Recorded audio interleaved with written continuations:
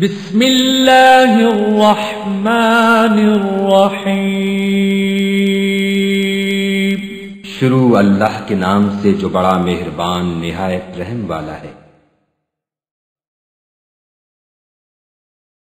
السلام علیکم ورحمۃ اللہ وبرکاتہ۔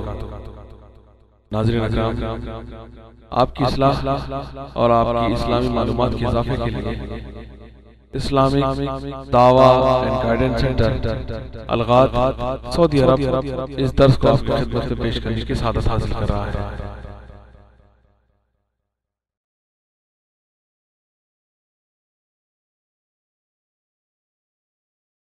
گانا بجانا ایک عظیم فتنہ۔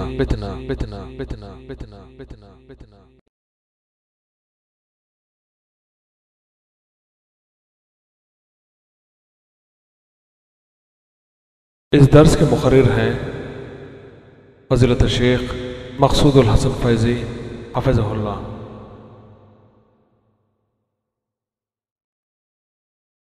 بسم اللہ الرحمن الرحیم۔ ومن الناس من يشتري لهو الحديث ليضل عن سبيل الله بغير علم ويتخذها هزوا أولئك لهم عذاب مهين۔ اور لوگوں میں بعض ایسا ہے جو بےہودہ ہدایتیں خریدتا ہے تاکہ لوگوں کو بے سمجھے خدا کے رستے سے گمراہ کرے اور اس سے استہزاء کرے۔ یہی لوگ ہیں جن کو ذلیل کرنے والا عذاب ہوگا۔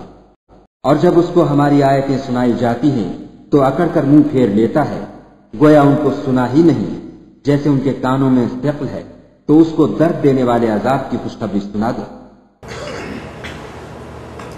الحمدللہ رب العالمین الرحمن الرحیم مالک یوم الدین، ونشهد ان لا الہ الا اللہ ونشهد ان سیدنا ومولانا محمدا عبده ورسوله ارسله الى الناس کافۃ بشیرا ونذیرا، اما بعد فان خیر الحدیث کتاب اللہ وخیر الهدی هدی محمد صلی اللہ علیہ وسلم، وشر الأمور محدثاتها وكل محدثة بدعة وكل بدعة ضلالة وكل ضلالة في النار۔ أعوذ بالله السميع العليم من الشيطان الرجيم، بسم الله الرحمن الرحيم۔ ومن الناس من يشتري لهو الحديث ليضل عن سبيل الله بغير علم ويتخذها هزوا أولئك لهم عذاب مهين۔ سبحانك لا علم لنا إلا ما علمتنا إنك أنت العليم الحكيم۔ رب اشرح لي صدري ويسر لي أمري واحلل عقدة من لساني يفقهوا قولي واحلل عقدة من لساني يفقهوا قولي۔ عزیز ساتھیوں اور دینی بھائیوں، ایک بڑے مشہور صحابی ہیں حضرت حذیفہ رضی اللہ تعالیٰ عنہ، حضرت حذیفہ بن الیمان رضی اللہ تعالیٰ عنہ، اللہ کے رسول صلی اللہ علیہ وسلم کے یہ بڑے مشہور صحابی ہیں۔ آپ صلی اللہ علیہ وسلم کا صاحب راز انہیں کہا جاتا تھا، حضرت حذیفہ رضی اللہ تعالیٰ عنہ کو۔ ان کے مقام کا اندازہ اس سے لگائیے کہ منافقین اور فتنوں کی احادیث کے بارے میں جتنی معلومات انہیں تھی اتنی معلومات کسی دوسرے صحابی کو نہیں تھی، کسی دوسرے صحابی کو نہیں تھی۔ اسی لیے حضرت عمر فاروق رضی اللہ تعالی عنہ انہیں دیکھتے تھے کہ جس شخص کے جنازے کی نماز یہ پڑھنے جاتے تھے اس کے جنازے کی نماز وہ خود بھی پڑھا کرتے تھے، ورنہ نہیں۔ کیوں؟ اس لیے کہ اللہ کے رسول صلی اللہ علیہ وسلم نے انہیں ان منافقین کا نام بتا دیا تھا جو عہد رسالت کے اندر تھے، جن کو حضرت حذیفہ ابن یمان رضی اللہ تعالیٰ عنہ کو یہ خود بیان کرتے ہیں کہ لوگ نبی صلی اللہ علیہ وسلم سے خیر کے بارے میں سوال کرتے تھے اور میں آپ صلی اللہ علیہ وسلم سے شر اور برائی کے بارے میں پوچھتا تھا کہ کہیں اس برائی کے اندر میں نہ مبتلا ہو جاؤں، اس لیے اس کے بارے میں اچھی طریقے سے معلومات حاصل کیا کرتے تھے۔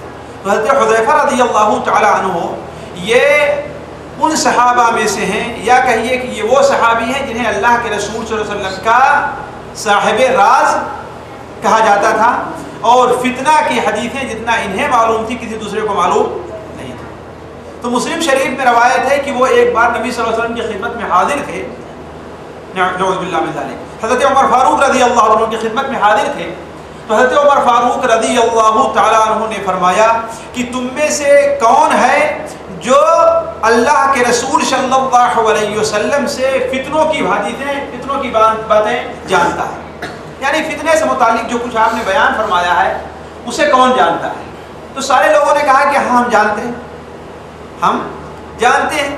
حضرت عمر فاروق رضی اللہ عنہ نے فرمایا کہ شاید تم لوگ اس فتنے کے بارے میں بات کر رہے ہو جو فتنہ انسان کا اس کے بچے کے ساتھ پیش آتا ہے، جو فتنہ انسان کا اس کی بیوی کے ساتھ پیش آتا ہے، جو فتنہ انسان کا اس کے پڑوسی کے ساتھ پیش آتا ہے۔ یعنی انسان پڑوسی کی محبت یا پڑوسی کی دشمنی میں پڑ کر کے بعد ایسے کام کر جاتا ہے یا کرنے پر مجبور ہوتا ہے، یا اسے اچھا سمجھتا ہوا ایسا کوئی غلط کام کر جاتا ہے جو شریعت کے اندر جائز نہیں، یہ بھی ایک فتنہ ہے۔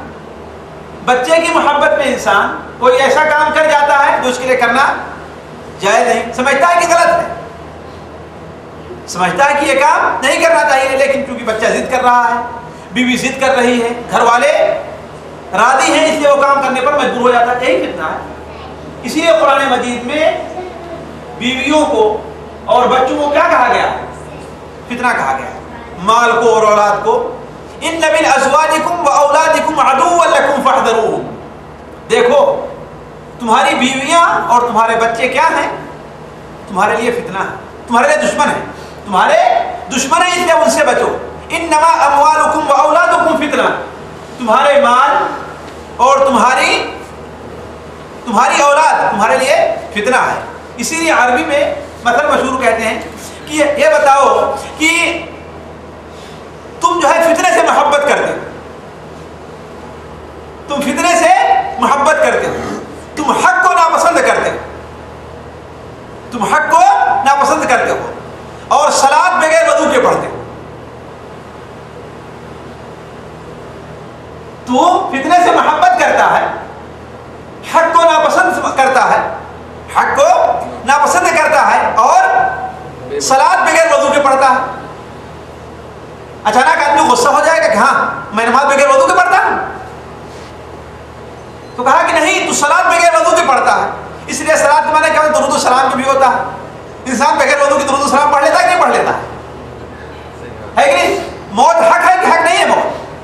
موت حق ہے، لیکن موت کو ہر آدمی ناپسند کرتا ہے، موت کو ہر آدمی ناپسند کرتا ہے۔ مال اور اولاد فتنہ ہے کہ نہیں فتنہ ہے؟ ان سے ہر آدمی محبت کرتا ہے، ان سے ہر آدمی محبت کرتا ہے۔ تو یہاں عام طور پر لوگ جھجلا جاتے ہیں، تو عربی میں مشہور ہے کہ تو فتنے سے محبت کرتا ہے، حق کو ناپسند کرتا ہے اور صلاۃ بغیر وضو کے پڑھتا ہے۔ تو کہہ رہا تھا کہ فتنہ، اولاد کا فتنہ، مال کا فتنہ، یہ ہر انسان کے ساتھ ہے، اور اس سے جو چھوٹ جائے وہ بڑا کام کا اور اللہ تعالیٰ کا بڑا پہنچا ہوا انسان ہے۔ تو حضرت عمر فاروق رضی اللہ عنہ فرمایا کہ شاید تم اس فتنے کی بات کر رہے ہو جو فتنہ انسان کی آل و اولاد اور پڑوسی کے ساتھ پیش آتا ہے، تو ہمارا مقصد وہ فتنہ نہیں ہے، اس فتنے کا معاملہ ہے کہ اس فتنے کو نماز، روزہ، حج اور زکوٰۃ جو ہے اس فتنے کو معاف کر دیتے ہیں۔ بچوں کے بارے میں کوئی کوتاہی ہوئی، انسان نماز پڑھا، اللہ سے توبہ کیا، اللہ اس کو معاف کر دے، ہے کہ نہیں ہے؟ کوئی کوتاہی اس بارے میں ہو گئی، روزہ رکھا، معاف ہو جائے گا۔ کیوں؟ اس لیے کہ ایک نماز دوسرے نماز تک کے جتنے گناہوں کو ان کا کفارہ ہے، ایک رمضان دوسرے رمضان تک کے گناہوں کا کفارہ، ایک جمعہ دوسرے جمعہ تک کے گناہوں کا کفارہ۔ جیسے مسلم شریف میں حضرت ابو ہریرہ رضی اللہ عنہ کی روایت ہے، الصلوات الخمس والجمعۃ الی الجمعۃ ورمضان الی رمضان کفارۃ لما بینہن اذا اجتنبت الکبائر۔ اگر کبیرہ گناہوں سے انسان بچتا رہے، ہلاک کر دینے والے گناہوں سے بچتا رہے انسان، تو یہ تمام چیزیں کفارہ۔ تو تو کہا تم لوگ شاید اس فتنے کی بات کر رہے ہو جس فتنے کا کفارہ نماز روزہ یہ چیزیں ہو جایا کرتی ہیں. کہا نہیں، میں اس فتنے کے بارے میں نہیں پوچھ رہا ہوں. حضرت عمر فاروق رضی اللہ عنہ فرمایا کہ میں اس فتنے کے بارے میں نہیں پوچھ رہا ہوں، میں اس فتنے کی بات کر رہا ہوں جو سمندر کی موجوں کے طریقے سے موج مارتا ہو، لہروں کے طریقے سے لہر مارتا ہو. اس فتنے کی بات کر رہا ہوں جس طریقے سے سمندر کے اندر جب لہر اٹھتی ہے اسے کوئی روک پاتا ہے؟ نہیں روک پاتا. اسی طریقے سے جب وہ فتنہ اٹھے گا تو دنیا کا کوئی آدمی اسے نہیں روک پائے گا، اور شاید ہی کچھ لوگ ہوں جو اس سے بچ جائیں. تو حضرت حذیفہ رضی اللہ عنہ نے فرمایا کہ ہاں میں اس فتنے کے بارے میں جانتا ہوں. کیا؟ نبی صلی اللہ علیہ وسلم نے ارشاد فرمایا تعرض الفتن علی القلوب عرض الحصیر عودا عودا. آپ لوگ اگر کبھی بننے والے کے پاس بیٹھے ہوں، بننے والے کے پاس بیٹھے ہوں، کوئی بھی چیز بن رہا ہو، کپڑا بن رہا ہے یا کہ چٹائی بن رہا ہے، دیکھیں ایک لکڑی ایسے کیا پھر دوبارہ کرتا تو اس کے ایک دوسرے کے بعد لگاتار جو ہے وہ ایک کپڑا بن رہا ہے تو ایک دھاگا دوسرے دھاگے کے بعد لگاتار آتا جاتا رہتا ہے کہ نہیں؟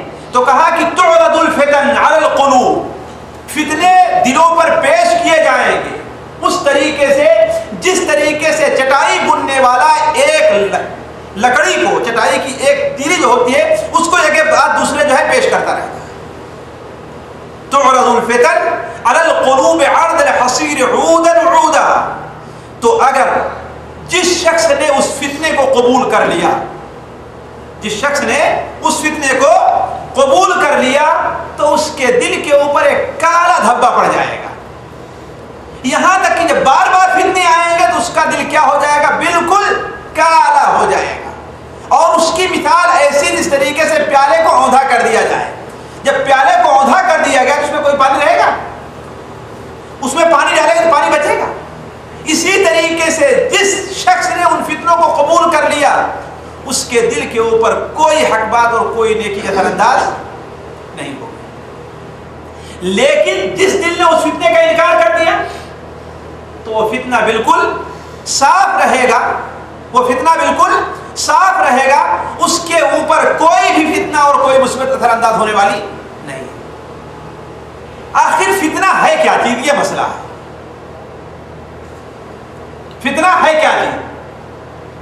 کس چیز کو فتنہ کہتے ہیں؟ فتنہ کے لغوی معنی کیا ہے؟ آزمائش کے. اس زمانے میں فتنے اتنی کثرت سے ہو گئے ہیں کہ لوگ حق کو حق اور ناحق کو ناحق نہیں سمجھتے. بہت سی برائیاں ایسی ہیں جو اتنی عام ہو چکی ہیں، اتنی زیادہ ہو چکی ہیں کہ لوگ اسے برائی سمجھتے ہی نہیں. اور جو برائی سمجھنے والے ہیں وہ لوگ بڑے تھوڑے سے رہ گئے. وہ لوگ بڑے تھوڑے سے رہ گئے ہیں. ان کی باتوں کے سننے والے لوگ بڑے معمولی سے، ان کی باتوں کو سننے والے لوگ کیا ہیں؟ بڑے معمولی سے. مثال دیکھ لیجیے آپ، کسی گاؤں کے اندر ایک مولوی کی تقریر کر دیجیے، اس کے اندر کتنے لوگ اکٹھا ہوں گے؟ اور اسی گاؤں کے اندر اگر کسی رنڈی کا گانا یا ناچ کر دیجیے تو کتنے لوگ اکٹھا ہوں؟ آخر یہ فتنہ نہیں؟ فتنہ ہے. نیکی کی طرف آنے والے لوگ کیا کم ہیں اور برائی کی طرف لوگ بڑھ کر کے اور بڑھتے ہوئے جا رہے ہیں. انہی فتنوں میں سے جو فتنہ بڑا عام ہو چکا ہے، ایک فتنہ اس زمانے میں گانا اور باجا بھی، جو فتنہ اتنا عام ہو چکا ہے کہ اس سے چھٹکارا لینا مشکل ہو گیا. نماز کا چھوڑنا فتنہ ہو گیا، فتنہ ہے. داڑھی کا مڈانا فتنہ ہے. اپنے تہبند کو، اپنے پیجامے کو ٹخنے سے نیچے کرنا یہ فتنہ ہے. کیوں؟ اس لیے کہ اتنا عام ہو گیا ہے کہ اس چیز کو برا سمجھا ہی نہیں جاتا. یہاں تک کہ تو مولوی لوگ بھی داڑھی مڈاتے ہیں، ہے کہ نہیں؟ امام صاحب اور پڑھے لکھے لوگ اپنا تہبند اور پیجامہ اور پینٹ ٹخنے سے نیچے رکھتے ہیں. کیوں؟ اسے برا سمجھا ہی نہیں جاتا. یہ بھی ایک فتنہ ہے. تو کوئی چیز جو اتنی عام ہو جائے اسے برا نہ سمجھیں لوگ، اس کی برائی کا اندازہ نہ ہو، یہی چیز فتنہ ہوا کرتی. تو انہیں فتنوں میں سے جو فتنہ بڑا عام ہے، ایک فتنہ کیا ہے؟ گانا اور باجا بھی. شاید ہی کوئی گھر خالی ہو، اگر کوئی انسان بچ گیا ہو تو بچ سکتا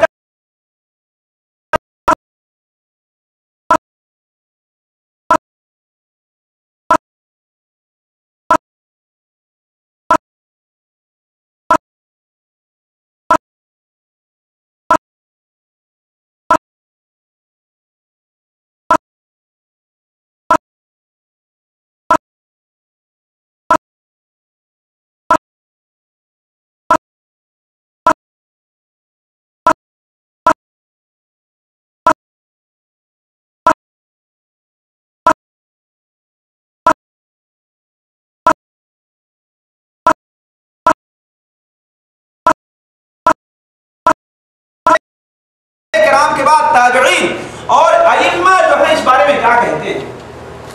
ذرا اس بات کو چیز کو ہم سنجیدگی سے لیں. تقریر، محاضرہ اور خطبے کے انداز میں نہیں، ایک درس کے انداز میں ذرا سنجیدگی سے لیں کہ آخر کیا اس چیز کے بارے میں شریعت کے اندر کوئی چیز ہے ہی نہیں، کوئی حکم ہے ہی نہیں کہ یہ اتنا عام ہو چکا، آج اسے برا نہیں سمجھا جاتا، آج اسے برا نہیں سمجھاتا. ایسا سننے والوں کو لوگ برا نہیں سمجھتے. حتیٰ کہ آپ دیکھیں گے کہ 5 وقت کا نمازی ہے، نماز نہیں چھوٹتی اس سے، روزہ ضرور رکھتا ہے، وہ حج کرنے کے لیے بڑی خوشی سے آ جایا کرتا ہے، لیکن گانا اور باجا اس سے نہیں چھوٹتا. اس کے بچے کثرت سے اس کے اندر ملوث ہے. آخر وجہ کیا ہے؟ اتنی کوتاہی جو پائی جا رہی ہے، اتنی خاموشی جو ہے. حالانکہ دیکھیں کہ الا ماشاء اللہ ہمارے یہاں تقریر کرنے والے مولوی لوگ بہت کم ان چیزوں کو چھیڑتے ہیں. کیوں؟ اس لیے کہ اتنی عام ہو گئی ہے برائی، کہ اسے برائی نہیں سمجھا جا رہا. حتیٰ کہ مصیبت یہاں تک پہنچ گئی ہے کہ ایک گروپ نے تو گانے اور بجانے کو دین سمجھ رکھا ہے کہ نہیں؟ ثواب کی نیت سے لوگ گانا گاتے ہیں اور بجاتے ہیں، چاہے جس قسم کا گانا ہو، فلمی گانا نہ ہو لیکن اپنا بجا ہوا گانا جس کو ہم لوگ قوالی کہتے ہیں، ہے کہ نہیں؟ ہے تو گانا وہ بھی نا، بجانا تو وہ بھی ہے نا، وہ بھی تو باجا ہی ہے نا. مصیبت یہاں تک پہنچ گئی ہے کہ ایک ایسی چیز جو قرآن اور حدیث کی روح سے حرام اور ناجائز ہے، اس چیز کو دین سمجھا جا رہا. شاید ایسے ہی موقع سے متعلق اللہ کے رسول صلی اللہ علیہ وسلم کے صحابی حضرت عبداللہ ابن مسعود رضی اللہ عنہ، بڑے مشہور صحابی ہیں، بڑے مشہور صحابی ہیں. انہیں امت کا حبر کہا جاتا تھا، امت کا عالم کہا جاتا تھا. اتنے بڑے صحابی ہیں، وہ اپنے ساتھیوں سے بیان کرتے ہیں کیف بکم اذا لبستکم الفتنہ، اس وقت تمہارا حال کیا ہوگا جبکہ فتنہ تمہیں چاروں طرف سے گھیر لے گا. یربو فیہ الصغیر ویحرم فیہ الکبیر، بچہ اسی میں پلے بڑھے گا، بچے کی نشو و نما اسی فتنے میں ہوگی. وَيَحْرُمُ فِيهَا الْكَبِيرُ، بڑا جو ہے اسے بوڑھا ہو جائے گا، بڑا جو ہے اسی میں بوڑھا ہو جائے گا. تو کہا کہ جب اگر اسے چھوڑ دیا گیا، لوگ کہیں گے کہ ارے یہ کیا کام کیا تم نے، یہ تو اچھی چیز تھی، اسے چھوڑ کیوں دیا ہے تم نے، اسے چھوڑ کیوں دیا ہے. آج جو آدمی قوالیاں سنتا ہو اور گاتا ہو، وہ چھوڑ دے، اس کے ساتھی کیا کہتے ہیں، دیکھو اتنے بڑے مولوی صاحب، فلاں صوفی صاحب، فلاں پیر صاحب، فلاں ولی صاحب یہ تو سنتے ہیں اور تم تو چھوڑ دے رہے ہو. اگر اسے چھوڑ دیا گیا تو لوگ کیا سمجھیں گے کہ سنت چھوڑ دی گئی، نعوذ باللہ من ذالک. تو ان کے ساتھیوں نے پوچھا، شاگردوں نے پوچھا کہ یہ اللہ کے رسول کے صحابی صلی اللہ علیہ وسلم آخر یہ وقت کب آئے گا؟ تو آپ نے فرمایا جب پڑھنے والے زیادہ ہوں گے لیکن سمجھنے والے کم ہوں گے. پڑھنے والے تو زیادہ ہوں گے لیکن سمجھنے والے کم ہوں گے. دیکھیے یہ جو بات شریعت کی روشنی میں کی جاتی ہے اور رسالت کے نور سے نکلی ہوئی جو بات رہتی ہے اس کے اندر کتنی حقیقت ہوا کرتی ہے. جب پڑھنے والے زیادہ ہوں گے اور سمجھنے والے کم ہو جائیں گے. آج سے 15 سال پہلے پڑھنے والوں کو تناسب آپ نکالیے اور آج نکالیے، پڑھنے والے زیادہ ہے کہ نہیں. آپ سے 15 سال پہلے جتنے دینی مدرسے مدارس تھے اس کے مقابلے میں آج کتنے گنے زیادہ، کتنا فیصد زیادہ دینی مدارس ہو گئے ہیں، پڑھنے والے زیادہ ہو گئے ہیں نا. پہلے دیکھیں کہیں 2 4 6 گاؤں میں جا کر کے ایک حافظ صاحب ملا کرتے تھے اور ایک مولوی صاحب رہا کرتے تھے، ہے نا. اور آج میں تو اپنے علاقے بتاؤں، گھر تو خالی ہوگا لیکن گاؤں جو ہے خالی نہیں ہوگا جس میں 8-10 حافظ قرآن موجود نہ ہو. گھر خالی مل سکتا ہے، آپ ہم اپنے علاقے کی بات کر رہے ہیں، لیکن گاؤں میں 2 4 6 مولوی، آدھے مولوی عالم، آدھے عالم اور حافظ قرآن نہیں، اس سے خالی نہیں ملے گا. تو پڑھنے والے زیادہ ہوں گے समझने वाले कम होंगे। लीडर तो बहुत ज्यादा होंगे लेकिन अमानतदार आपको बहुत कम लोग मिलेंगे। लीडर तो बहुत ज्यादा होंगे लेकिन अमानतदार लोग बहुत कम मिलेंगे। आज शायद ही हर गांव में लीडर पाए जाएंगे, लेकिन अगर अमानतदारी के बारे में पूछिए तो जो सबसे बड़ा डाकू होगा, जो सबसे बड़ा बदमाश होगा, जो सबसे बढ़कर रिश्वतखोर होगा, सबसे ज्यादा वोट उसे ही मिलेंगे। तो लीडर तो बहुत ज्यादा हो जाएंगे लेकिन अमानतदार लोग कम होंगे।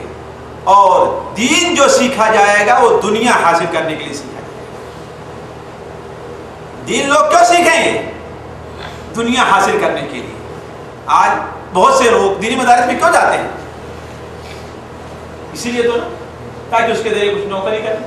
एक साहब ने कहा चलो भाई अब तो अंग्रेजी पढ़ने से कहीं नौकरी मिलती नहीं, यानी अंग्रेजी स्कूलों में पढ़ने से नौकरी मिलती नहीं, चलो मदरसे में डाल दो, हाफिज बन जाएंगे, मौलवी बन जाएंगे, कम से कम अपना पेट तो पालेंगे और कुछ नहीं होगा तो कम से कम अपना पेट तो पाल लेंगे। तो ये दीन को सीखा गया दुनिया हासिल करने के लिए।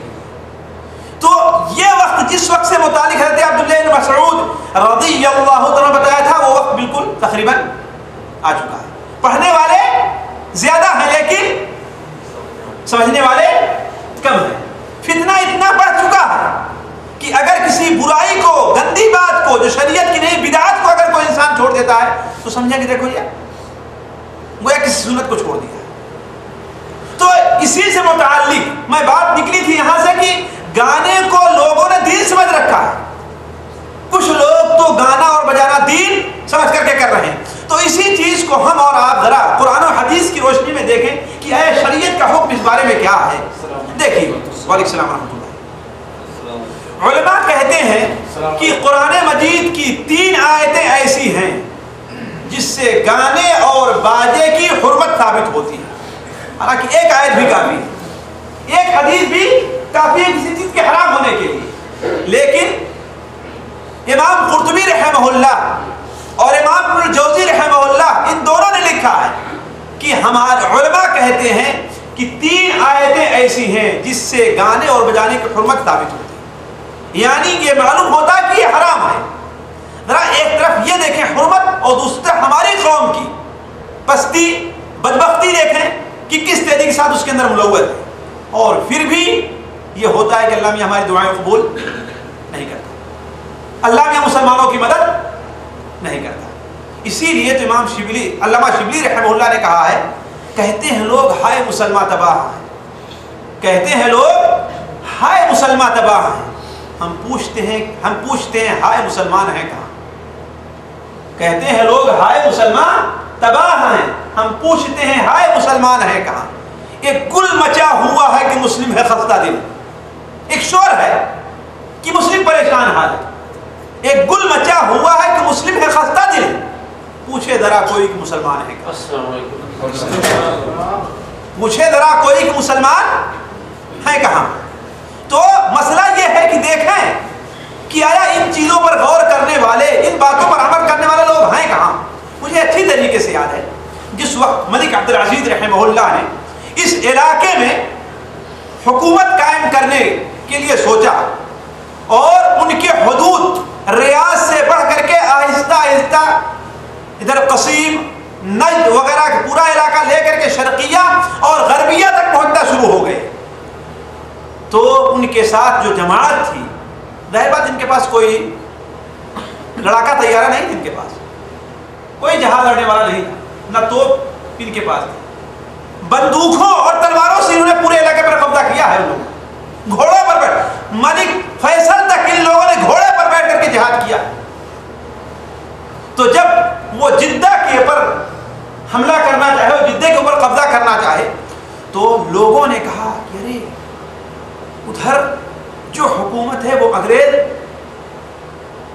की साथी है, उनके पास तो जहाज है, उनके पास तो जहाज है, उनसे मुकाबला कैसे करोगे? तो मलिक अब्दुल अजीज रहमहुल्लाह के साथियों ने क्या जवाब दिया था? कहा कि अच्छा ये बताओ, जहाज अल्लाह मियां से ऊपर है कि अल्लाह मियां जहाज से ऊपर है? जहाज अल्लामिया से ऊपर है कि अल्लामिया जहाज के ऊपर है? लोगों ने कहा नहीं, अल्लामिया तो है जहाज के ऊपर। कहा तो जहाज का कोई खतरा नहीं, जहाज का कोई खतरा नहीं। लेकिन किस ईमान से उठे थे? बहुत बाद तक मलिक फैसल के जमाने तक लोग कहते हैं कि अगर अजान हो जाती थी तो गाड़ियां रोड पर खड़ी हो जाया करती। मैं अपनी बात बता रहा हूं, जबकि मैं बहुत आखिर में इधर आया।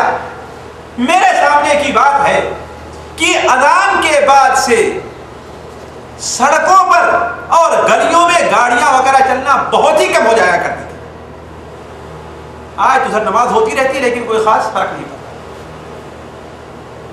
रियाद वगैरह में खास तौर पर जुमे का वक्त हो जाए तो कोई गाड़ी चलते आपको नजर ना आए। इसीलिए जब मैं रियाद से होकर के मक्का मुकर्रमा गया, जाहिर बात वहां से पहली अजान के बाद कोई लिहाज नहीं होता, जब नमाज होती रहती है और वहां पर गाड़ियां चलती। बड़ा मुझे ताज्जुब हो कि अरे जुमा का खुतबा होने जा रहा है और गाड़ियां चल रही है। इसलिए कि रियाद वगैरह में देख कर गया तो उस वक्त बिल्कुल मामला बिल्कुल ठंडा हो जाएगा। जो नमाज नहीं पढ़ना चाहता था वो रोड पर नहीं रहा करता, डर से वो रोड पर नहीं रहा करता। तो इसलिए ये सूरत हाल थी। मलिक फैसल के जमाने में सऊदिया अरब के अंदर जो है सिगरेट और बीड़ी नहीं मिलते थे, सिगरेट और बीड़ी नहीं मिलते थे, माना था। तो अगर इंसान मोमिन अल्लाह तबारक व तआला का सही फरमा बरदार बंदा बन करके रहे तो अल्लाह तबारक व तआला की मदद हर तरीके से उसके साथ आती है। तो मैं अर्ज कर रहा था कि दुआएं तो होती हैं, चीखते तो हैं, मुसलमानों को मदद नहीं हो रही। लेकिन सवाल ये है कि वल्लाह आप लोगों से सवाल है, कितने लोग इस वक्त गाना और बाजा की हुर्मत पर यकीन रखते हैं? और अगर कुछ लोगों का ईमान है भी तो कितने लोग हैं जो गाना और बाजा सुनकर उन्हें गुस्सा आता है, उन्हें गुस्सा और नाराज होते हैं? है कितने लोग? ये सोचे।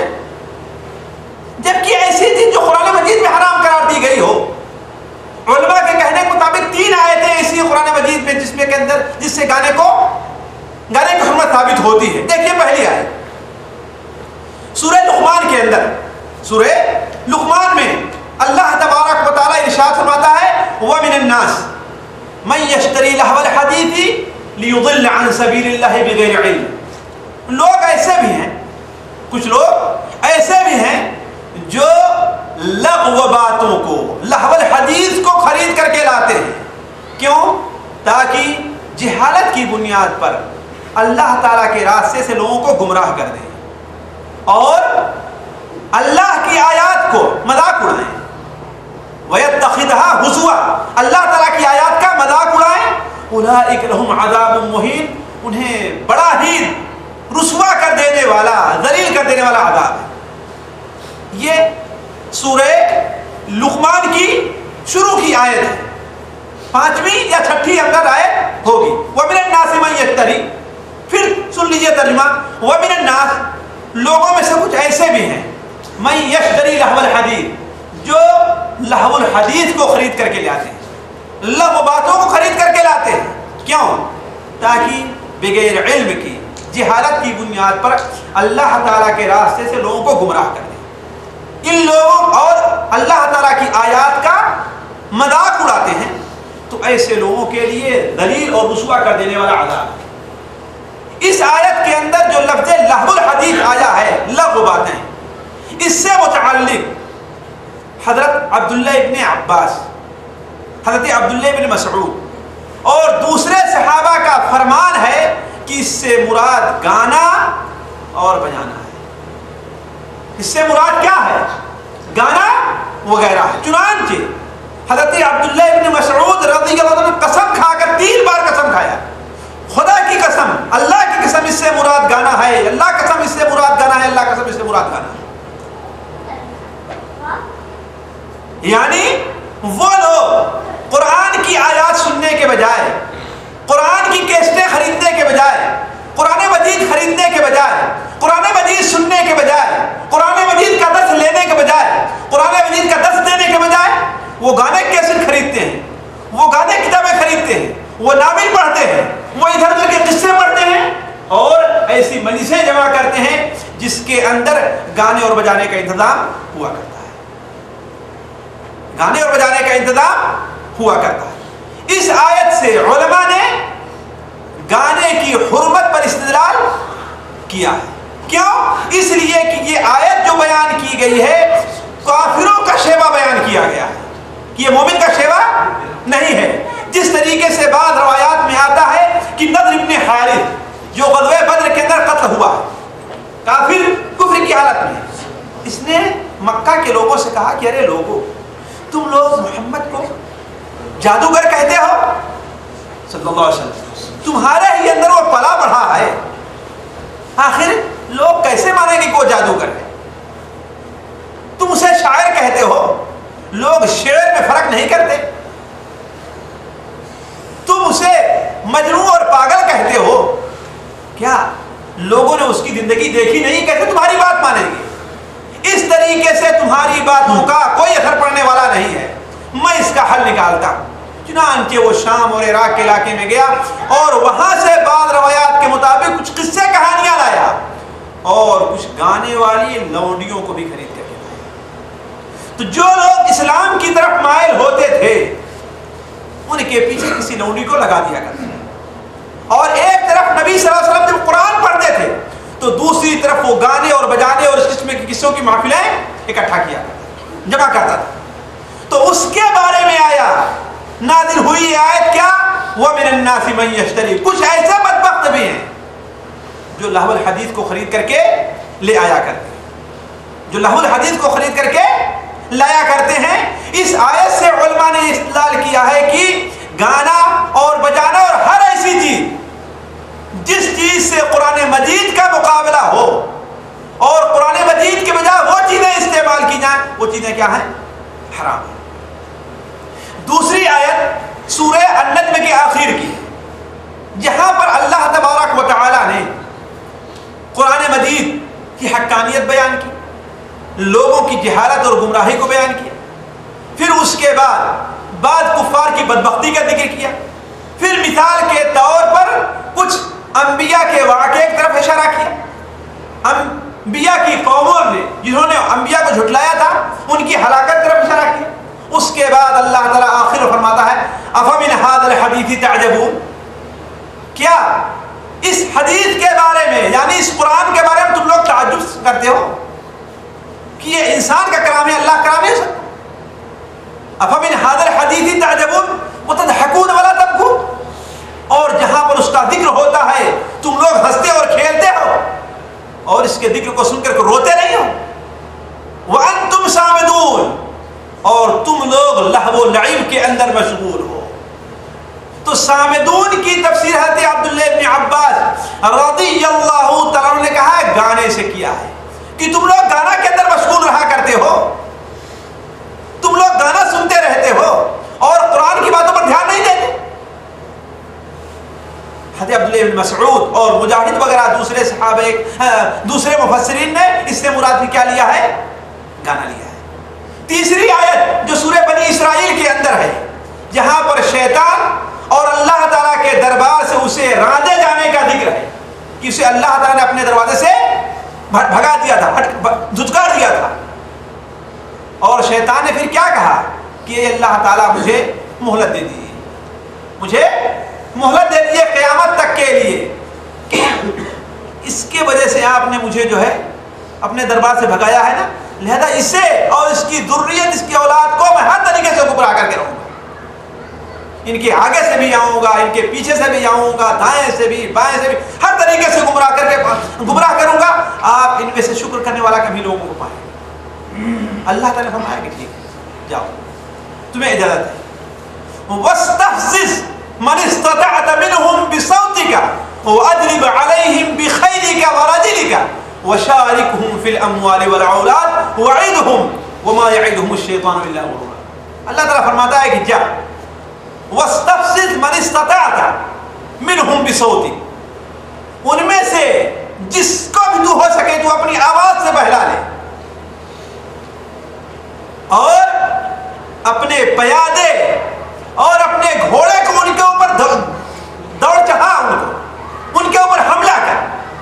تو بصوتی کا اپنی آواز سے انہیں بہلا لے، اس کی کی تفسیر بعض مفسرین نے کس سے کی ہے؟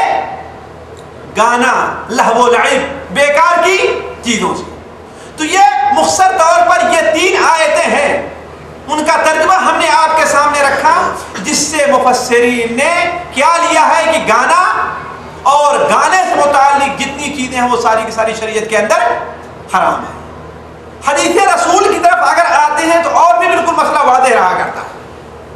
1 نہیں، 2 نہیں، 3 نہیں، 10 حدیثیں ایسی ہیں جن میں سے متعدد حدیثیں صحیح ہیں کہ اللہ کے رسول صلی اللہ علیہ وسلم نے صراحت کے ساتھ گانے کو حرام قرار دیا۔ 2 حدیثیں آپ سنیے بخاری شریف کے اندر اور ابو داؤد شریف میں ابو مالک الاشعری کی روایت ہے کہ اللہ کے رسول صلی اللہ علیہ وسلم نے ارشاد فرمایا لَيَكُونَنَّ فِي أُمَّتِي، میری امت کے اندر کچھ لوگ ایسے ہوں گے يَسْتَحِلُّونَ الْحِرَ وَالْحَرِيرَ، جو لوگ زنا کو اور شراب کو حلال سمجھیں گے لیکن نام اس کا بدل دیں گے۔ سونے کو اور زنا کو وہ لوگ حلال سمجھیں گے۔ والخمر والمعازف، یستحلون الحر والحریر والخمر والمعازف، 4 چیزوں کو، 4 کام میں وہ لوگ مبتلا ہو جائیں گے۔ پہلا کیا؟ زنا کے اندر، دیکھ لیجئے قوم کتنی زنا کے اندر مبتلا ہے۔ دوسرا کیا؟ ریشم کے اندر۔ تیسرا کیا؟ شراب پینے میں۔ آج قوم کے کتنے لوگ شراب پی رہے ہیں، اس کا نام کیا رکھتے ہیں؟ نام کیا بدل دیتا ہوں؟ شراب کا نام کیا رکھا ہے لوگوں نے؟ بھائی شراب روحی غذا اس کو کہتے ہیں۔ جس طریقے سے گانے کا نام کیا رکھا ہے؟ روح کی غذا۔ گانے کا نام یہ شیطان کی روح کی غذا ہے، انسان کی روح کی غذا نہیں، مومن کی روح کی غذا نہیں ہے، یہ شیطان کے روح کی غذا ہے۔ شیطان کی چالوں پر چلنے والے، شیطان کے بتائے ہوئے راستے پر ان کی غذا ہے۔ اس طریقے سے شراب روحی یعنی روح کی غذا رکھا ہے، کس کا نام؟ شراب کا نام بھی رکھا ہے کہ نہیں؟ تو تیسری چیز اور چوتھی چیز کیا؟ والمعازف، گانے اور بجانے کو وہ لوگ حلال سمجھیں گے۔ حلال سمجھنے کا مطلب کیا؟ یعنی اصل میں وہ حرام ہے لیکن وہ مطلب سے حلال سمجھیں گے۔ تو نتیجہ کیا نکلے گا کہ وہ لوگ، ان میں سے کچھ لوگ کہیں جا رہے ہوں گے، کسی پہاڑ کے پاس وہ ٹھہریں گے، وہاں پر اپنی نشانی بھی لگا دیں گے، جھنڈا بھی گاڑیں گے۔ ان کے پاس ایک فقیر آئے گا، ان سے اپنا کچھ سوال کرے گا، یہ بخاری شریف کی حدیث، ان سے کچھ سوال کرے گا کہ ہاں مجھے کچھ دے دو۔ وہ لوگ کہیں گے اچھا کل آنا تو تمہیں جو ہے اور چیزیں دیں گے۔ اس طریقے سے رہتے ہیں بھائی، آج بھی کھانا پکا رہے ہیں نا، ہے کہ نہیں؟ شام کو کھائیں گے، بچا رہے گا، صبح آ کر کے لے جانا، یا کوئی اور بات ہو، یا جو چیز یہاں پر ہم رکھے ہیں کھانے ہونے کے لیے، جب کل ہم یہاں سے سفر کریں گے جو چیز باقی رہے اسے تم اٹھا لے جانا۔ ایسا ہوتا ہی نہیں ہوتا۔ تو کہا جب دوسرے دن وہ فقیر ادھر آئے گا تو ان میں سے کچھ لوگ کی شکل بدل جائے گی، سور اور بندر بنا دیے گئے رہے ہوں گے، اور کچھ لوگوں کو زمین میں دھنسا دیا گیا رہا ہوگا، کچھ لوگوں کے اوپر پتھر کی بارش ہوئی رہی ہوگی۔ کس وجہ سے؟ اس لیے کہ ان لوگوں نے قرآن کے اندر اور حدیث کے اندر حرام کردہ 4 چیزوں کو انہوں نے حلال سمجھ رکھا تھا۔ کیا؟ شراب کو، زنا کو، ریشم کو، اور گانے اور بجانے کو۔ آج کتنے لوگ ہیں جو گانے اور بجانے کو حلال سمجھے ہوئے ہیں؟ اور دیکھیں جن لوگوں نے پڑھا ہوگا کہ آج سے 1.5-2 سال پہلے جو ترکیہ میں زلزلہ آیا تھا، بہت سے لوگ ایسے پائے گئے ہیں کہ 80% سے زائد لوگ، ایک ہوٹل کے اندر مجھے یاد ہے کہ 80 سے زائد لوگ ایسے پائے گئے ہیں جو بری اور زنا کی حالت میں تھے، اور کتنے ایسے لوگ تھے جن کی شکلیں بندر کی بن گئی تھی۔ جی ہاں، خود ہم نے پڑھا ہے اخبارات کی رپورٹ، کتنے لوگ ایسے تھے جن کی شکلیں بندر کی بنی ہوئی تھی۔ یہ اللہ کے رسول صلی اللہ علیہ وسلم کی پیشین گوئی ہے جو ثابت ہو رہی ہے۔ ایک دوسری حدیث کے اندر اللہ کے رسول صلی اللہ علیہ وسلم نے ارشاد فرمایا، حضرت انس بن مالک رضی اللہ عنہ کی روایت ہے کہ آپ نے فرمایا صوتان ملعونان فی الدنیا والآخرہ، 2 آواز ایسی ہیں جو دنیا کے اندر بھی ملعون ہے اور آخرت میں بھی ملعون ہے۔ ملعون کے معنی کیا ہوتا ہے؟ لعنت کے معنی کیا ہوتا ہے؟ یعنی اللہ تبارک و تعالیٰ کی رحمت سے نا امید ہے، دھتکارے ہوئے ہیں۔ اور یہ بات بتا دوں کہ لعنت اگر کسی کام کے اوپر کی جائے تو اس کا مطلب ہے کہ وہ کام گناہ کبیرہ ہے۔ یہ نوٹ کر لینا۔ اللہ تعالیٰ نے یا اللہ کے رسول صلی اللہ علیہ وسلم نے اگر کسی کام پر لعنت بھیجی ہے، اگر کسی کام پر لعنت بھیجی ہے تو اس کا مطلب کیا ہے کہ وہ گناہ کبیرہ ہے۔ کیوں؟ اس لیے کہ لعنت کوئی معمولی چیز نہیں ہے، اسی لیے کسی انسان کے اوپر آپ لعنت نہیں بھیج سکتے۔ ابھی نہیں کہتے کہ ہاں بھائی یہ انسان ملعون ہے، تم ملعون ہو، یہ کہیں کہ فلاں کام کرنے والا تو ملعون ہے، لیکن یہ نہیں کہیں کہ تم یا وہ انسان ملعون ہے۔ کیوں؟ اس لیے کہ یہ ایک غیبی حکم ہے جس کی خبر اللہ تعالیٰ کسی دوسرے کو، اللہ تعالیٰ کی رحمت سے نا امیدی اور ملعون ہونا یہ کیا ہے؟ غیبی۔ اللہ تعالیٰ رحمت سے نا امیدی مطلب جہنمی ہے، وہ انسان جہنمی ہے، تو کسی انسان کو اس کی خبر نہیں ہے۔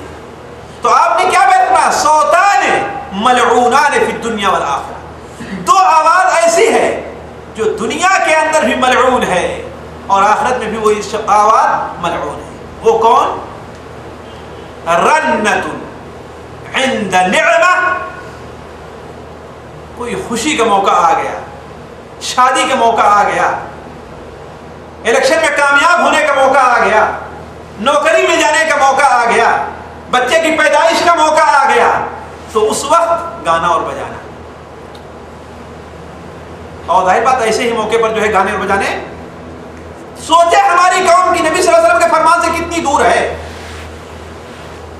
صوتان ملعونان فی الدنیا والآخرہ، دو آواز ایسی جو دنیا اور آخرت میں ملعون قرار دی گئی، وہ کیا ہے؟ رنت عند نعمہ، مزمار عند نعمہ، مزمار گانا اور بجانا کسی نعمت کے موقع پر اور کسی مصیبت کے موقع پر رونا اور چلانا اور چیخنا۔ ہائے تباہ اور برباد ہو گئے، ہائے کیا ہو گیا، ہماری دنیا لٹ گئی۔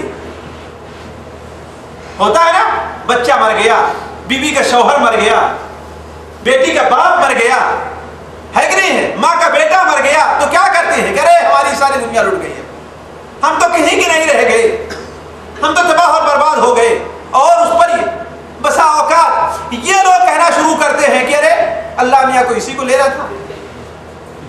حتیٰ کہ ایک پاکستانی نے ہم سے بتایا کہ ایک بار ہمارے گاؤں کے اندر، ہمارے گاؤں میں سخت سیلاب آیا، یہاں تک کہ جو کھیتی وغیرہ تھی ساری کی ساری ڈوب گئی۔ ایک شخص بدبخت جو بے نمازی تھا اپنے باغ میں جاتا ہے اور ایسے ہاتھ اٹھا کے کہتا ہے کہ ارے اب تو تیرا دل ٹھنڈا ہو گیا، نعوذ باللہ من ذالک۔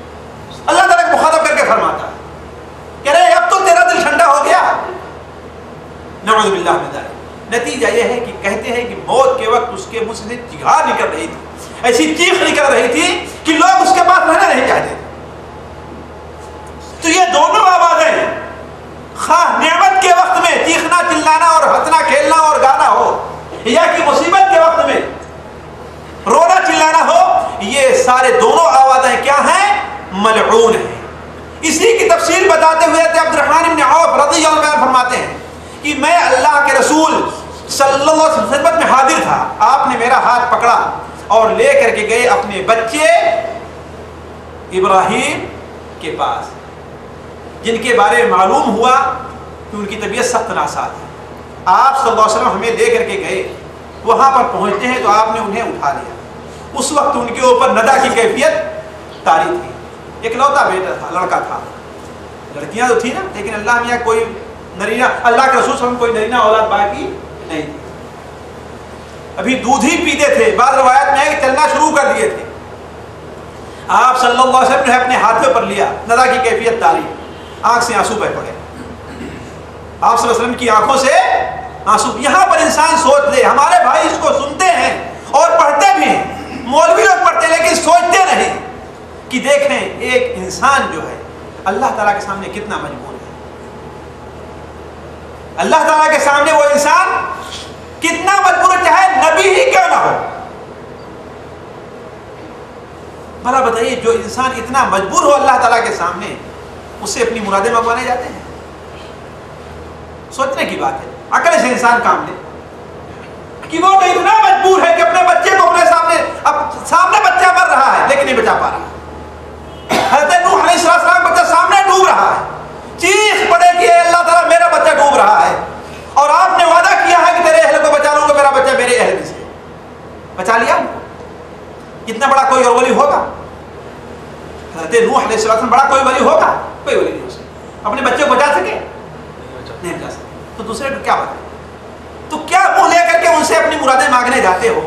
ان کی عزت کرو، ان کے اوپر رحمت کی دعا کرو، ان کے درجات کی بلندی کی دعا کرو، ان سے جو کچھ کوتاہیاں ان کے معافی کی دعا کرو، ہے کہ نہیں؟ انہوں نے اللہ تبارک و تعالی کا جو راستہ تمہیں بتایا ہے، جس راستے پر چلے اس پر تم بھی چلو، ان کی اس بارے میں اتباع کرو، لیکن ایک انہیں خدا بنا لو، انہیں اللہ بنا لو، انہیں رب بنا لو، انہیں معبود بنا لو، ان سے استغاثہ کرو، ان سے دعائیں کرو، یہ کہاں سے جائز ہے؟ تو نبی صلی اللہ علیہ وسلم کی آنکھوں سے آنسو بہ پڑے۔ حضرت عبد الرحمن ابن عوف رضی اللہ عنہ کہ اے اللہ کے رسول صلی اللہ علیہ وسلم، آپ تو ہمیں رونے سے منع فرماتے ہیں اور آج آپ رو رہے ہیں، آپ تو ہمیں رونے سے منع فرماتے ہیں، آپ رو رہے ہیں۔ تو آپ نے فرمایا اے عبد الرحمن، ہم نے رونے سے منع نہیں کیا ہے، ہم نے رونے سے منع نہیں کیا ہے، لیکن میں منع کرتا ہوں یا مجھے منع کیا گیا ہے عن صوتین احمقین فاجرین، دو بیوقوفی کی اور برائی کی آوازوں سے مجھے منع کیا گیا۔ احمق جانتے ہیں نا، احمق، آپ نے ان دونوں آوازوں کیا کہا ہے؟ احمق آواز کہا ہے، اور فاجر نے کہا ہے۔ وہ کون کون سی آواز ہیں؟ آپ نے فرمایا صوت عند نعمت لہو ولعب، ایسی آواز جو کسی نعمت کے وقت حاصل ہوتی ہے، کھیل کود کے اندر لوگ بھڑ جایا کرتے ہیں، مشغول ہو جایا کرتے ہیں، اور ہاں صوت عند نعمت لہو ولعب ومزامیر الشیطان، وہ آواز جو نعمت کے وقت ہو، کھیل اور کود کی ہو، اور شیطان کا باجا ہو، اور شیطان کا باجا ہو یعنی گانا اور بجانا ہو، اور دوسری آواز عند مصیبت کے وقت ہو، جس میں اپنے چہرے کو پیٹا جائے، اپنے چہرے کو نوچا جائے، اپنا غریبات پڑا جائے اور اپنے بالوں کو اکھاڑا جائے۔ تو ان دونوں آوازوں سے مجھے منع کیا۔ ایک اور حدیث میں جو حضرت عبداللہ ابن عباس رضی اللہ عنہ سے روایت ہے مسند احمد میں، کہ اللہ کے رسول صلی اللہ علیہ وسلم نے ارشاد فرمایا ان اللہ حرم علی الخمر والمیسر والکوبۃ والقنین، اللہ تبارک و تعالی نے ہمارے اوپر حرام کیا ہے شراب کو، جادو کو، اور ڈگڈگی بجانے کو۔ ڈگڈگی ہوتے نہیں، بجاتے نہیں لوگ اپنا، ایک قسم کا باجا بندر ہے نا۔ تو جب اس قسم کی ڈگڈگی بجانا حرام ہوا تو بھلا بتائیے آج کل کی موسیقی، آج کل کی یہ باجے، ان کے بارے میں کیا کہا جا سکتا ہے؟ ان کے حرام ہونے میں کوئی شبہ ہے؟ کوئی شبہ نہیں۔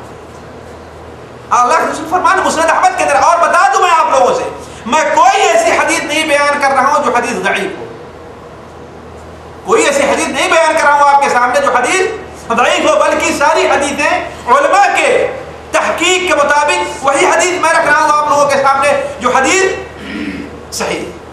تو آپ صلی اللہ علیہ وسلم نے کیا فرمایا کہ اللہ تعالیٰ نے میرے اوپر حرام قرار دیا ہے، کس کو؟ خمر کو، میسر کو، کوبہ کو، اور قنین ڈگڈگی وغیرہ کو، ان تمام چیزوں کو میرے اوپر اللہ تبارک و تعالیٰ نے حرام قرار دیا ہے۔ تو ان تمام احادیث سے پتہ چلتا ہے کہ گانا اور بجانا دونوں کے دونوں شریعت کے اندر حرام، اور اللہ کا حرام کیا ہے۔ اور آپ صلی اللہ علیہ وسلم کا عمل اس سلسلے میں کیا تھا؟ حضرت نافع بیان کرتے ہیں کہ میں حضرت عبداللہ ابن عمر رضی اللہ عنہ کے ساتھ مسند احمد کے اندر روایت، کئی سفر میں جا رہا تھا میں، تو ایک جگہ کسی چرواہے کی بانسری کی آواز آ رہی تھی۔ بانسری سمجھتے ہیں نا، بانسری کی آواز آ رہی تھی۔ تو حضرت عبداللہ ابن عمر نے اپنے دونوں انگلیوں کو اپنے کانوں میں ڈال لیا اور جس راستے سے جا رہے تھے راستہ بدل دیا اور کہا کہ اے نافع تم اس آواز کو ابھی سن رہے ہو؟ ہم نے کہا ہاں ابھی آواز آ رہی ہے۔ کہا سن رہے ہو؟ ابھی آواز آ رہی ہے۔ یہاں تک کہ جب اتنی دور نکل گئے کہ وہ آواز ہمارے کانوں تک نہیں پہنچ رہی تھی تو ہم نے کہا کہ اب میں وہ آواز نہیں سن رہا ہوں، تو آپ نے اپنے ہاتھ کو باہر نکل اپنی انگلی کو اپنے کان سے ہٹا لیا۔ کس نے؟ حضرت عبداللہ ابن عمر نے۔ اور کیا فرمایا کہ میں ایک بار نبی صلی اللہ علیہ وسلم کے ساتھ تھا تو آپ نے ایک چرواہے کی بانسری کی آواز سنی تو آپ نے بھی ایسا ہی کیا تھا۔ کیا کہ اپنے کانوں کے اندر انگلی ڈال لی تھی اور راستہ بتا کر کے چلے گئے تھے۔ اور آج لوگ بانسری ہی نہیں ہر قسم کے باجے کا انتظام کرتے اور شریعت کے نام پر وہ ساری چیزیں کر رہے ہیں۔ ایک چیز میں آپ کے سامنے اور رکھتے چلوں، دیکھیے یہ گانا جو ہے اس کے آثار اور اس کے نتائج کیا، اس کے نقصانات کیا ہیں۔ ہم نے شریعت کی روشنی میں، قرآن حدیث کی روشنی میں یہ سن لیا کہ گانا حرام ہے۔ 3 آیتیں قرآن مجید کی اور تقریباً 5 حدیثیں یا 6 حدیثیں ہم نے آپ کے سامنے اللہ کے رسول صلی اللہ علیہ وسلم کی رکھی کہ گانا حرام ہے۔ اب اس گانے کا نقصان کیا ہے؟ دیکھیے سب سے پہلا تو نقصان یہ ہے کہ اللہ اور اس کے رسول کی مخالفت ہے۔ یہ سب سے بڑا نقصان، ہم اس کے اوپر توجہ نہیں دیتے، جبکہ ایمان لانے کے بعد ایک مومن کی شان کیا ہونی چاہیے کہ ہر وہ کام جسے اللہ اور اس کے رسول ناجائز قرار دیں اس سے رک جائے۔ ابھی سنا آپ نے حضرت عبداللہ ابن عمر رضی اللہ عنہ کی بات، دیکھیے یہ تھے اللہ کے رسول کے اطاعت کہ آپ نے جیسے کیا تھا ویسے انہوں نے بھی کیا۔ گانے کی بانسری کی آواز کے کان میں پڑی تو اپنے کانوں کے اندر انگلی ٹھوس لیا اور ایسے گزر گئی، جبکہ انگلی ٹھونسنا ان کے اوپر واجب نہیں تھا۔ کیوں؟ اس لیے کہ وہ گانا سننے نہیں جا رہے تھے۔ اس کا یہ مطلب نہیں کہ ہم اگر بسوں وغیرہ پر جائیں تو اگر کہیں گانا بج رہا ہو تو اپنے کانوں کے اندر انگلی ٹھوس لیں زور سے۔ بہتر یہ ہے کہ ہم نہ چڑھیں ایسی بسوں کے اوپر، بہتر یہ کوشش کریں اسے منع کریں اسے۔ اگر مسلمان اسے سمجھائیں کہ ہاں بھائی یہ چیز جائز نہیں ہے، اگر مان جائے تو ٹھیک ہے، نہیں مانتا ہے تو العمان الحفیظ۔ لیکن اللہ کے رسول کی سنت کی اتباع دیکھیے کہ کس طریقے سے آپ صلی اللہ علیہ وسلم جیسا عمل کیا۔ تو ایک مومن کی سب سے بڑی خوبی یہ ہوا کرتی ہے کہ اللہ اور اس کے رسول کے حکم کا متبع ہوا کرتا ہے، اللہ اور اس کے رسول کے حکم کا متبع ہوا کرتا ہے۔ تو سب سے بڑی خوبی اور سب سے بڑا نقصان یہ ہے کہ گانا سننے والا اللہ اور اس کے رسول کی مخالفت کر رہا ہے۔ جس رسول کا کلمہ پڑھتا ہے، جس کے نام کے اوپر انگوٹھے چومتا ہے، جس کے نام پر انگوٹھے چومتا ہے، اسی کی مخالفت کر رہا ہے۔ سوچنے کی بات ہے یہ کون سی محبت ہے؟ صحیح الترغیب و ترہیب میں ایک روایت ہے عبداللہ ابن عمر کی، نہیں ایک دوسرے صحابی کی روایت ہے کہ اللہ کے رسول صلی اللہ علیہ وسلم نے ایک بار وضو کا پانی مانگا، ایک بار وضو کا پانی مانگا تو آپ وضو کر رہے تھے تو ہم آپ کے وضو کا پانی لے کر اپنے جسموں کے اوپر ملنے لگے۔ میں محبت پر یہ بات نکلی ہے تو آپ نے فرمایا یہ تم لوگ کیا کر رہے ہو اور ایسا کیوں کر رہے ہو؟ کہا اے اللہ کے رسول صلی اللہ علیہ وسلم، اللہ اور اس کے رسول کی محبت نے ہمیں ایسا کرنے پر مجبور کیا ہے۔ ذرا دیکھیں کیا کر رہے تھے، وضو کا پانی لے کر کے اپنے جسموں کے اوپر مل رہے تھے۔ آپ نے کیا فرمایا کہ ایسا نہیں، اگر اللہ اور اس کے رسول سچی محبت ہے تو بات کرو تو سچی باتیں کرو، بات کرو تو سچی باتیں کرو اور پڑوسیوں کے ساتھ حسن سلوک سے پیش آؤ۔ پڑوسی کے ساتھ کیا حسن سلوک سے پیش آؤ۔ تو اللہ کے رسول سے ایک محبت اصلی یہ ہے کہ آپ جو فرمائیں اس کے اوپر عمل کیا جائے، آپ جیسا کر کے دکھلائیں ویسے ہی عمل کیا جائے، یہ اللہ کے رسول سے محبت ہے۔ تو نام جب آئے تو انگوٹھا چوما جائے، ہے کہ نہیں؟ آپ کی مسجد کو اپنی پیٹھ نہ دکھائی جائے، یہ تو ظاہر کیا جائے، لیکن جب آپ کے حدیثوں کے مطابق عمل کرنے کا معاملہ ہے تو ساری کی ساری چیزیں پیچھے رکھ دینا، یہ اللہ کے رسول کی اطاعت نہیں ہے۔ اگر سچے معنی میں اللہ کے رسول سے محبت ہے تو جس طریقے سے آپ نے چرواہے کی بانسری کو سن کر کے اپنے کانوں کے اندر انگلی ڈال لی تھی، ایسا کیا جائے تب تو سمجھے گی کہ اللہ کے رسول سے محبت ہے۔ دوسرا نقصان سب سے بڑا یہ ہے کہ شاید کم لوگ اس کے اوپر توجہ دیں کہ یہ گانا اور بجانا جو ہے اللہ تعالیٰ کے عذاب کا سبب ہے۔ عذاب الہی کا، زلزلہ آنے کا، آسمانوں سے پتھر برسے جانے کا یہ سبب بنتا ہے۔ ایک حدیث کے اندر جو ترمذی شریف وغیرہ میں ہے، اللہ کے رسول صلی اللہ علیہ وسلم نے ارشاد فرمایا میری امت کے اوپر آسمان سے پتھر بھی برسائے جائیں گے، ان کی صورتیں بھی بدل دی جائیں گی اور زلزلہ بھی آئے گا۔ لوگوں نے کہا کب ایسا ہونے والا ہے اللہ کے رسول صلی اللہ علیہ وسلم؟ تو آپ نے فرمایا اذا ظہرت المعازف وکثرت القینات وشربت الخمور۔ تین کام جب ہونے لگیں گے تو، تین کام جب ہونے لگیں گے تو، جب ظہرت القینات، جب گانے والی بہت زیادہ ہو جائیں گی، جب گانے والیاں بہت زیادہ ہو جائیں گی، آج کتنی گانے والیاں ہیں، جب گانے والیاں بہت زیادہ ہو جائیں گی، وظہرت المعازف، اور موسیقی کا بازار گرم ہو جائے گا، موسیقی کا بازار گرم ہو جائے گا، کوئی گلی ایسی نہیں ہے آج جہاں پر موسیقی کی آواز نہ آتی ہو۔ اور تیسری چیز کیا؟ جب شراب پی جانے لگے گی۔ یہ تین کام جب ہونے لگیں گے تو ہماری امت کے اوپر اللہ تعالیٰ یہ عذاب نازل فرمائے گا۔ ایک دوسری روایت میں ہے کہ آپ نے جب یہ فرمایا تو صحابہ کرام نے کہا اے اللہ کے رسول کیا وہ لوگ لا الہ الا اللہ پڑھنے والے ہوں گے؟ ذرا سن لیں، کیا وہ لوگ لا الہ الا اللہ پڑھنے والے ہوں گے؟ آپ نے فرمایا کہ ہاں وہ لا الہ الا اللہ پڑھیں گے، بعض روایت میں وہ لوگ نماز بھی پڑھیں گے، روزہ بھی رکھیں گے، لیکن ان کے اندر یہ تین برائیاں پائی جاتی رہیں گی۔ کیا؟ کہ اس ماحول میں گانے والیاں بہت ہو جائیں گی، ہے کہ نہیں؟ اور گانے اور باجے کا سامان بہت زیادہ بڑھ جائے گا، اور اس میں شراب پی جائے گی۔ تو عرض کر رہا تھا کہ گانے اور باجے کی کثرت کسی ماحول میں، کسی معاشرے میں ہو جانا، یہ اللہ تبارک و تعالیٰ کے عذاب کو دعوت دینا ہے۔ اسی